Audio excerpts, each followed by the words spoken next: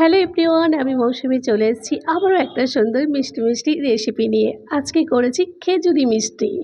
খেজুরি মিষ্টি বানাতে কী কী উপকরণ দিয়েছি সমস্তই তোমাদের সঙ্গে শেয়ার করব। প্রথমে কড়াইতে অল্প একটু তেল দিয়ে সুজিটাকে ভালো করে ভেজে নেব। পরিমাণ মতো একটু লবণও দেবো এবং বেকিং সোডা দেবো।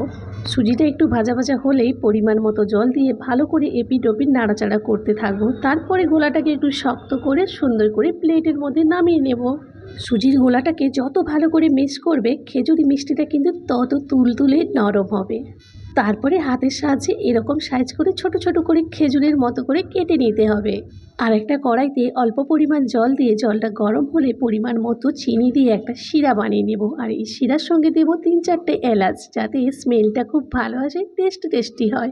শিরাটা যখন এরকম চিটচিট হয়ে যাবে তখন নামিয়ে নেব। তারপরে ঠান্ডা করতে দেবো। আরেকটা কড়াইতে পরিমাণ মতো তেল গরম করতে দিয়ে তেলটা গরম হলেই খেজুরি মিষ্টিটাকে ভাজতে দেব। এরকম লাল লাল করে ভাজা ভাজা হয়ে গেলেই সুন্দর করে তুলে নেব। খেজুরি মিষ্টিটাকে ভালো করে তেল থেকে ছেঁকে নিয়ে দিয়ে দেব মিষ্টি শিরার মধ্যে।